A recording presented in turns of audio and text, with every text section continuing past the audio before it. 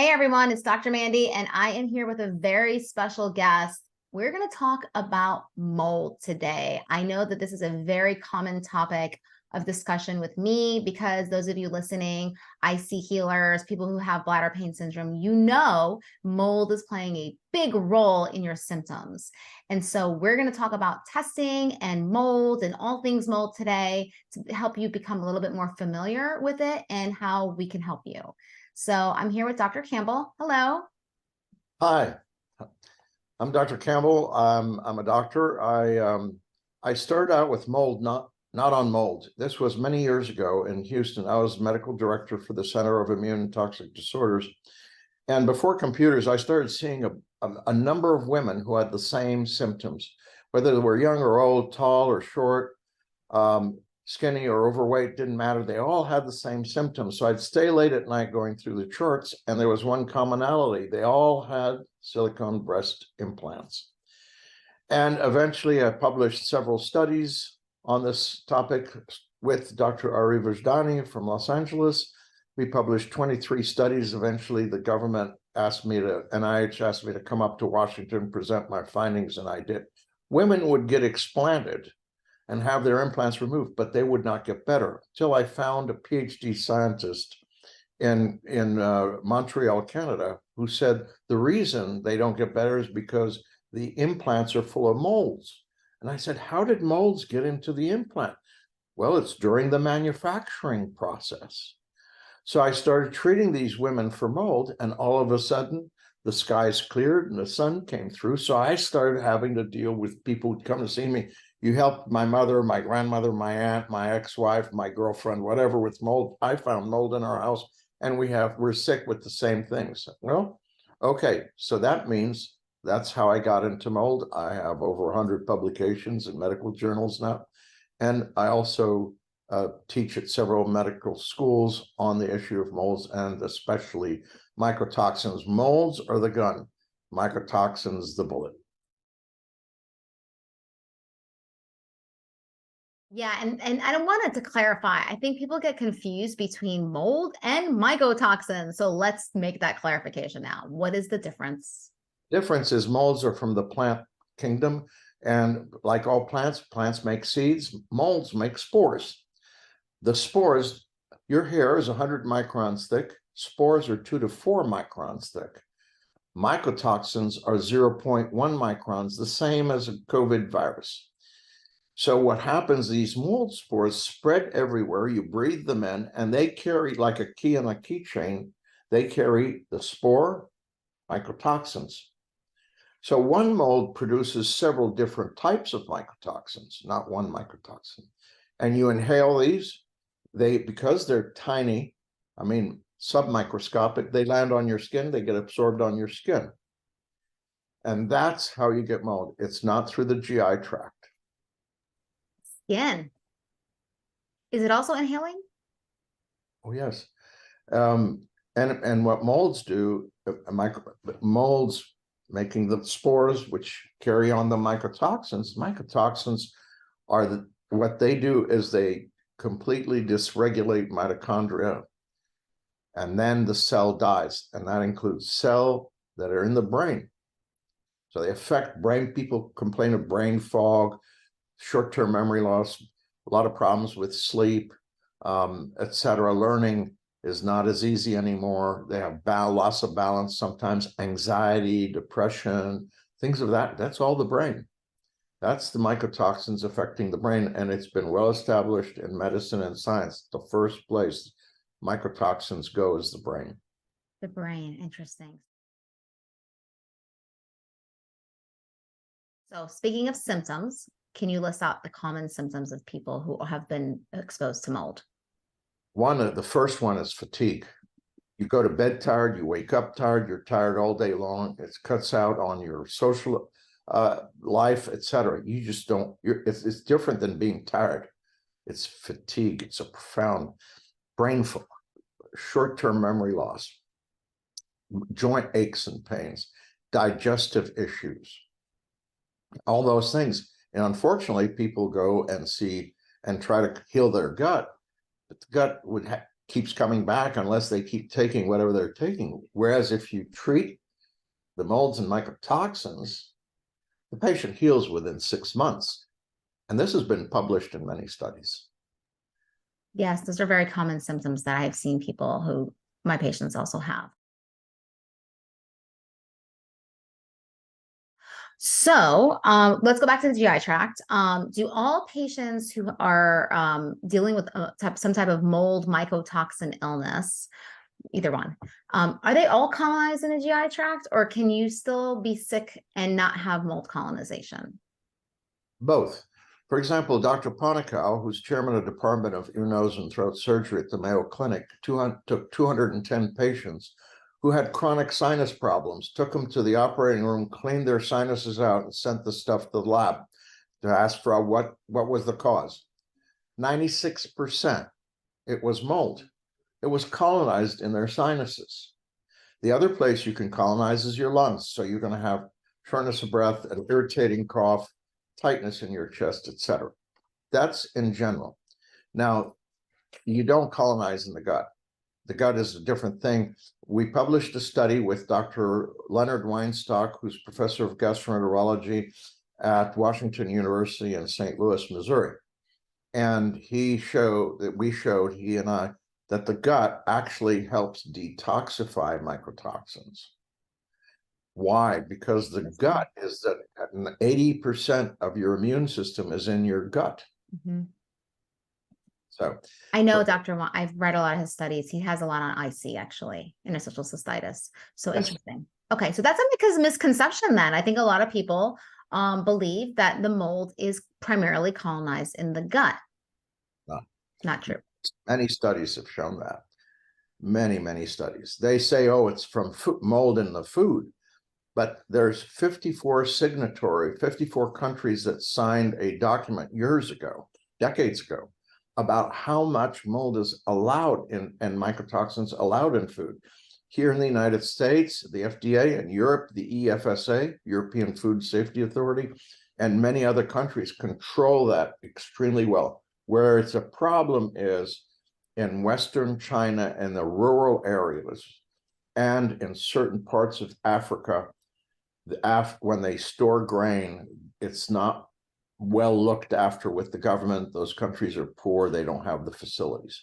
But we don't eat those foods. Right. Major topic here: urine testing and antibody or blood testing. What are the differences? Major difference is one's a validated test and the other's not a validated test. If you put into Google urine test for mycotoxins, halfway down the page, CDC says this is not a validated test and should not be used for diagnostic purposes. The other test, the blood test, the blood serum test for mycotoxins, is about 25 years old and there's over 1,000 publications in medical journals. It's used by medical universities for studies, et cetera, for patients, et cetera. Whereas the other one has never had any studies done. Okay. All righty. And also let's talk about as far as the results that you like, the information you're going to get from urine is different, right, than the blood. So you get 2 pages. Well, actually, it's a total of about 5 pages, because after the 2 pages, there's about an explanation of each mycotoxin. But the first page is a quantitative analysis of how much of 14 mycotoxins you have in your body. It's 12 right now. Starting in January, it's 2 more, the same cost. But the point is, it's IgG antibodies, which indicate a toxic reaction by the immune system. Now, people ask me all the time, well, I moved out 2 years ago from a moldy apartment, and now I'm in a place where there's no mold. Could it be from that? Yes, you could have been colonized. The other part is, no, I have mold in my home right now. Well, in that case, it's a current and or colonized from past. The IgE indicates if your mast cells have been activated, and you also have mast cell activation syndrome, which includes a lot of neuropsychiatric issues Here's a new study by Dr. Weinstock, and the title of it is Neuropsychiatric Manifestations of Mast Cell Activation Syndrome. The other part is this is also part of interstitial cystitis, also part because mast cells line the gut. Mast cells line all the respiratory tree, and mast cells are at the entrance of all parts of your brain, and they're near the surface of the skin. So you get skin issues, gut issues, neuropsychiatric issues, and sometimes respiratory issues. I have a sample test here, actually, I can show. I pulled this up. So when you say 2 pages, so in the first page, you get the IgG, and in the second page, you get the IgE. And this is currently 12, but there's going to be 2 more. Yep.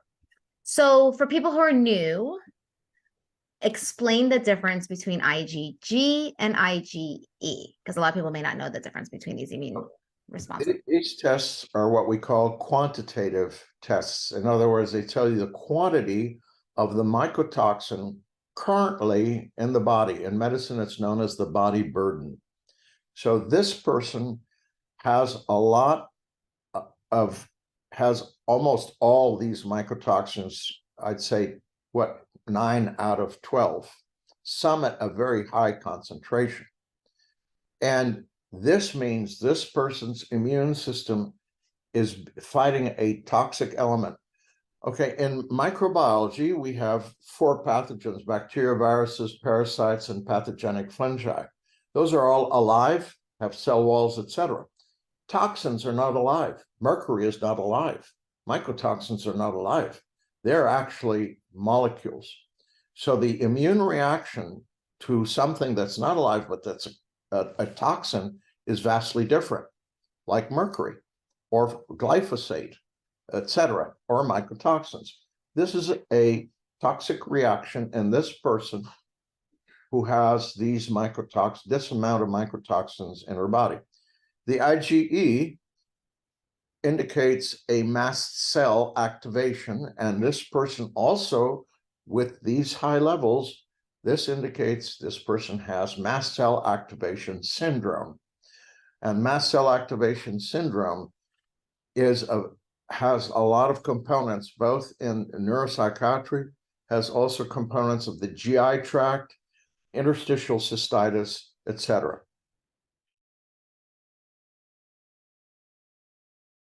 Oh, having this, having mold, can this affect your gut health with other things like food? Can it cause food allergies or food intolerances? Yes, it can.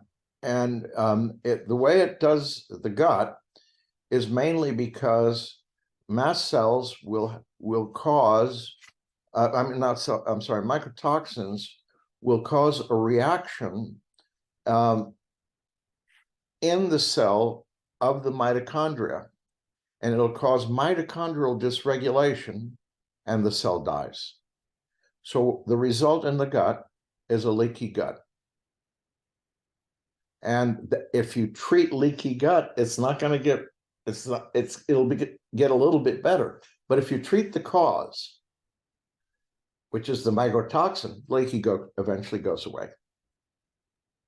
So, and we'll talk a little bit shortly about, some different ways people are treating it. So histamine, is there a connection to histamine and mycotoxins and mold? Of course, because mast cells, when they're stimulated by IgE antibodies to mycotoxins, release histamine, heparin, and what are called pro-inflammatory cytokines. Cytokines are like an email blast to the immune system and say, cause inflammation in the body. And of course, where does that inflammation occur? It occurs in the brain and the gut. And what does that translate into? I feel terrible. Yep. So there's your histamine connection. So that burning that a lot of patients feel in their even vaginal area and their bladder is often attributed to histamine. And so there's a connection there, especially if you have mold exposure. So let's say somebody is in a home and there's visible mold, whether it's in the wall, they've seen it, or they can smell the musty odor, they've had water damage in their home. What would you recommend for somebody like that? The first rule of toxicology is get the patient away from the toxin or the toxin away from the patient. Otherwise, they will not get better. If they're continually exposed, they will not improve. They will continue feeling awful. And you can treat them and treat them and treat them, and it will not make any difference, unfortunately. Does that involve, in your opinion, moving from the home primarily, or could they remediate? No, primarily it's an issue of in the United States, mold inspection and mold remediation is not regulated. So you and I can go to a Holiday Inn Express over the weekend, take a course in mold inspection, and we are become now mold inspectors. How good is the company? Well, I don't know much about inspection. So, and so we wouldn't be helping people, but we'd be taking their money, which is not the good thing. The other point about this is that if you have it remediated, unless you get somebody who's experienced, it's going to be very costly. They want to charge you a lot of money. I did a webinar recently with Brantley May, has a number of degrees. I don't even remember how many. And he does the inspection and remediation. He's an engineer. So and he really knows how to do this. And he, in this webinar, explained the pros and the cons for every different testing. For instance, people use the URMI test. 10 years ago, the government said, we developed the URMI test as an experiment and it's not a good test. Don't use it. Wow. The EPA. And you can go to the EPA website and type in URMI and it'll tell you don't use this test. It's not a good test. It's not accurate or anything. So he goes through the pros, the cons. He goes through remediation, what to ask a remediator, what to look for in an inspector. And these are available. You can go to andrewcampbellmd.com and it's there if you want to watch it. On YouTube, or is it on your website too? It's in the My Microlab YouTube channel. And it's the only one that has two faces, mine and Brantley May's. So it's easy to find. Yeah, I'm gonna pull that up real quick. Here is the YouTube page. You just did one on gut health 6 months ago. So if you want to search here, what could you specifically indicate what the name of that webinar was that you did with this person that you just mentioned? I forget the name because I did it a couple of months ago, and here it is. It's on the right lower corner. Two different people. Oh, there you are. Okay. So the one you were just referencing is this one right here? Right.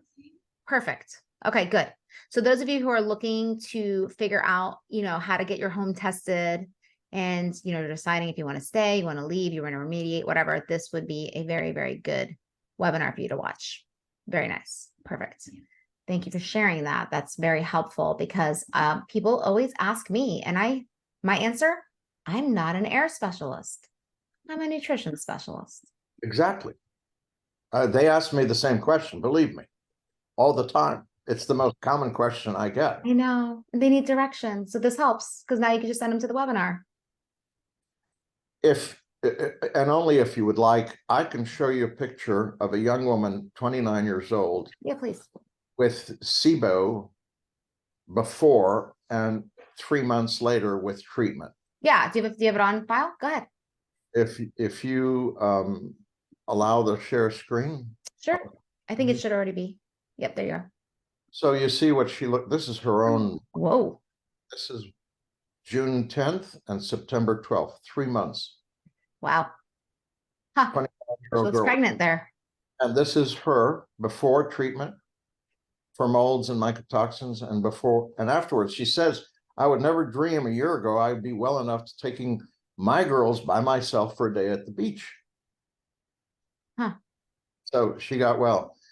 If you want, this is one of the things mycotoxin cause is this. This is rheumatoid arthritis in the finger, Oh my goodness. psoriasis on the arm. Mhm. Here's the chest and abdomen.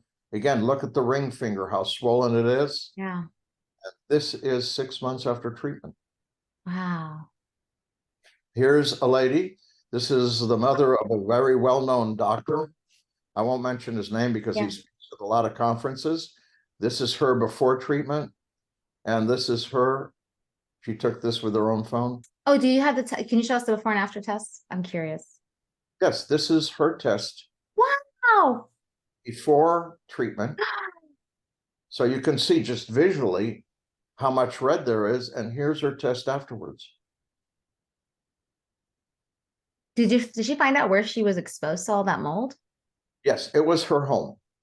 And she told, and so her son, who's a good friend of mine, says to her, Mom, I'm going to move you to a rental house and have this mold remediated.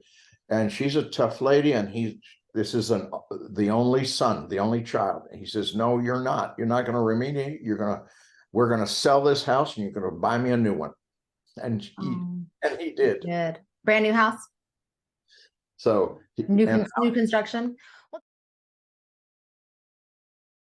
that's a great question. I mean, like, is it possible to prevent mold from, if you have a new house and it's new construction, is it possible to prevent mold from becoming a problem?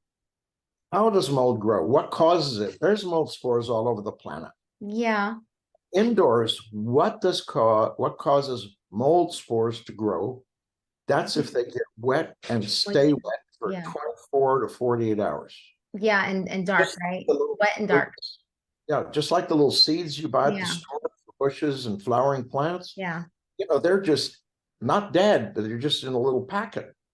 You take them, put them in a pot with soil, water them, pretty soon something beautiful comes out. The same thing with molds. They don't do anything if they're not wet. Right. So if we prevent leaks, like how easy is that? Today's houses, I mean, in this house, I have a refrigerator that spits water and ice and all kinds of stuff. I have a washer and dryer inside the house. There's 3 full baths, 2 half baths.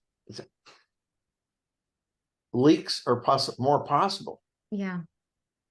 Then 100 years ago, when there was 1 bathroom, and sometimes it wasn't even inside the house. An outhouse.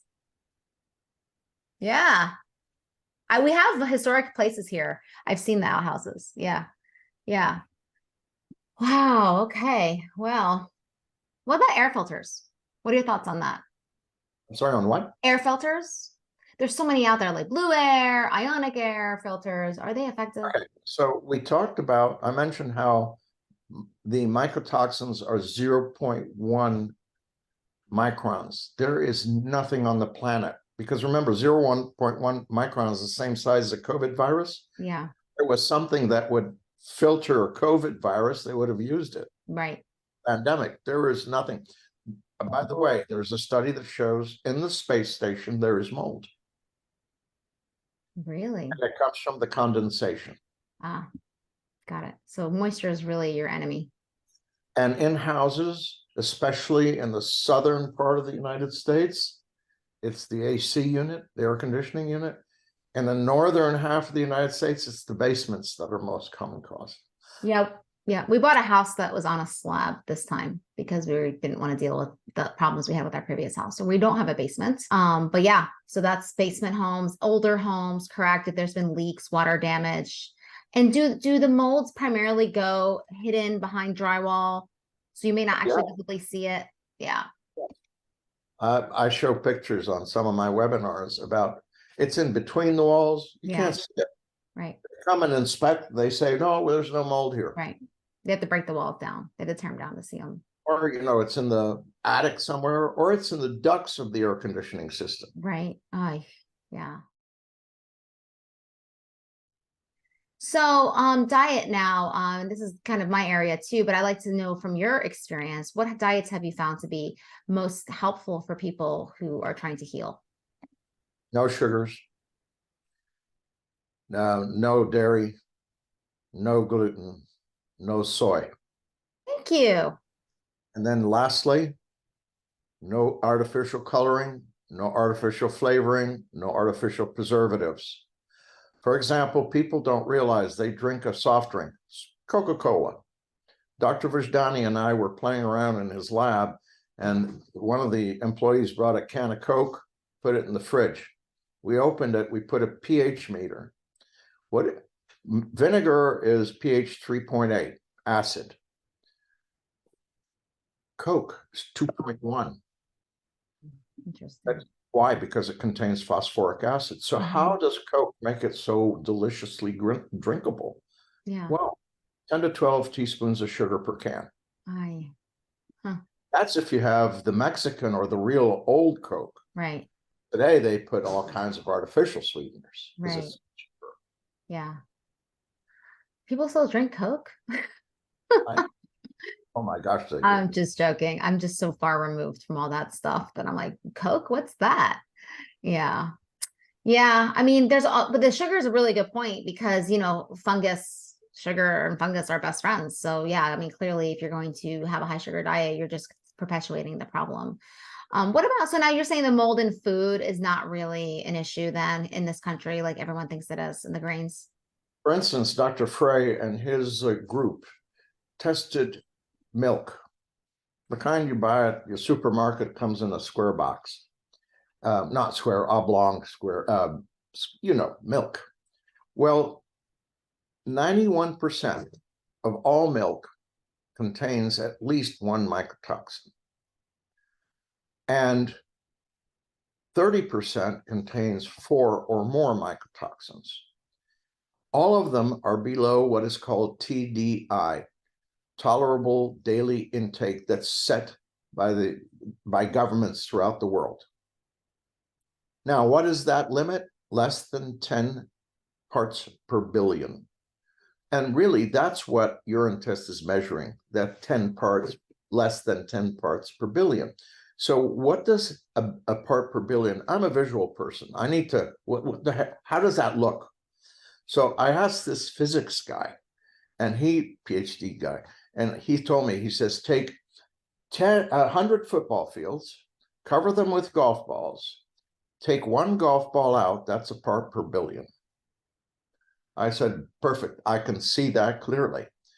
So the immune system it's like a gnat or a fly, it just swats it away. That's not enough to cause any kind of reaction. And so, we know that stools and urine are excretions. It's where we get rid of waste.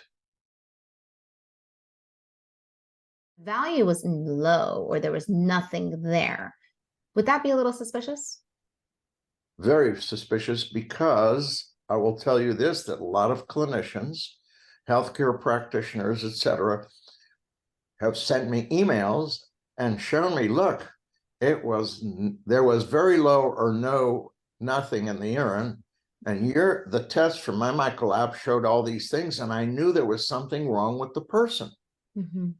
Otherwise, I wouldn't have ordered even the urine test. I have the sickest people, I've had their urine tests be 0. Yeah. Everything, 0. The other thing is, there's studies that show that ochratoxin is 99.8% bound to albumin. Albumin is the #1 protein in the body. It cannot be excreted in urine, but every urine test comes with ochratoxin in it. How is that possible? How do you explain that?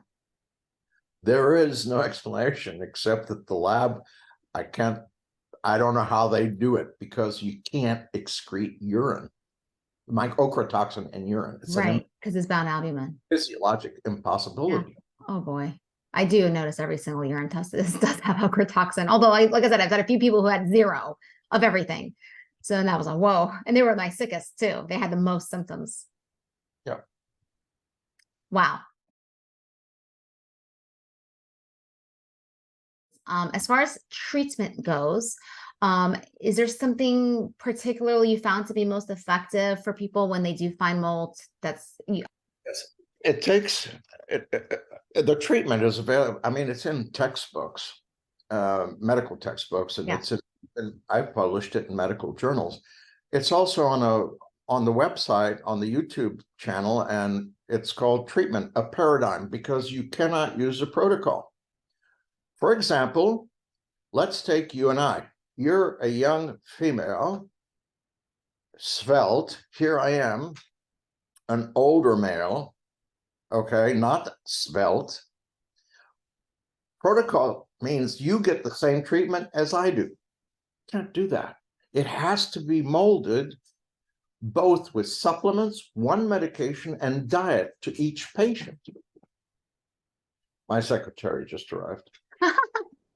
So anyway, the treatment that I give my patients and that has worked is the only medication they need is itraconazole, Sporanox. The rest is supplements and diet. Without supplements and diet, just giving itraconazole will not help. You have to combine the diet and the supplements. And what supplements are we talking about? Well, there's several that are needed, but be careful with supplements and where you get them from. A recent study showed they took 60 supplements and analyzed what was inside the bottles and compared to what was on the label. 11% of these supplements had the right amount according to the label. 40% had nothing that was on the label. 40%. So folks go to Amazon, buy stuff, and don't realize that unless they're guided by someone who knows what they're doing, such as yourself or me, they might be buying something that has nothing in it. Yeah, so I compound mine for each person using a company that makes a powder. They're in Canada though, but I have found them to be the best option for not only finances, but also its simplicity, because I actually can put it in, they can put it in a shake. So it's a powder and all their vitamins and minerals and nutraceuticals that they offer at the lab. And it's custom. So I have to run, obviously I run the hair and I do some nutrition testing to identify roughly how much they need of each, because, great example is if you don't need a certain vitamin like B6, you can actually take a high dose and get neuropathy from it. I know they're water soluble, but they can be toxic in high doses as well. And so if you're buying things over the counter and you don't need it, like let's say you have too much magnesium or potassium and you have renal issues, right? That could be a problem. So I truly believe in personalized nutrients. I think nutrients and supplements should be personalized. Luckily, I have the tools to be able to offer that. So I agree with you, because if you try to go get cheap stuff off of Amazon, and I actually read somewhere that not everything that you're buying from Amazon that has the label on it is actually made by that manufacturer. So there must be some imitations out there that people are selling on Amazon. I don't know how they're passing through security and doing that. Like, is anybody auditing this? We might as well go to Las Vegas and do dice. Anyway, you can't give the same thing to a 20-some-odd-year-old woman who weighs maybe 115 pounds and a 55-year-old male who weighs 230. Oh no. You have to. Well, age is definitely a big factor as well, because personally, I have found that people who are younger, they have more plasticity. Their just bodies respond to less. More is hurtful to them. You're 25 years old and you've got a couple imbalances, just 3-4 months of dietary change, and you're like a new person. But if you're 65 and you've been living with autoimmune conditions for 40 years, oh man, to move that needle, whew, Yep. It takes a lot more. So yeah, I think what I love and also hate about this field, what I love about it is the fact that there's always something new to learn, but I also hate that too, because sometimes you get lost in all the information, because today this is working, but tomorrow you get another study that shows, nope, that wasn't a good idea. And so you have to be able to change things as the evidence comes around. But I also do have, I do also believe that there is another area of healing that we're not acknowledging. It's the mind. And I think if someone feels like they're on the right path, and they're working with someone who's supportive, that's half the battle, not someone who's going to constantly put you down. You know, like I know a lot of my patients are coming from, unfortunately, doctors who have been very mean and very negative about their, you know, future. So when they come to someone who's more embracive and positive and loving, it just makes such a world of a difference. And, you know, it's just, I don't know, it's night or day. And I still can't explain what's actually happening. I can't explain it because I literally have had patients who come to me after 3 weeks and we haven't done anything special. We did a little change in diet and I had our first meeting and they come back and they're like, my symptoms are 50% less. And I'm like, how did that happen? I haven't done anything, you know? And I feel like, oh, I'm like cheering them on. I'm like, great. And then part of me is like, I don't know what just happened, you know, but I think there's something to say about. I can't agree with you more. As a physician, the most important thing I can do for a patient, besides healing them, not treating them, healing them, is to always give them hope. That is powerful. Hope is powerful. Well, thank you so much for the conversation today. And I'm looking forward to, you know, future conversations. I'm actually looking forward to getting these test results back to dive in a little bit. And I'll be looking out for you and I'll call you for those medical consults. I'm looking forward to that. Wonderful. And while you're at it, go get some Fist in June for me, would you? Yes, of course. Nice meeting you. Nice meeting you too. Thank you.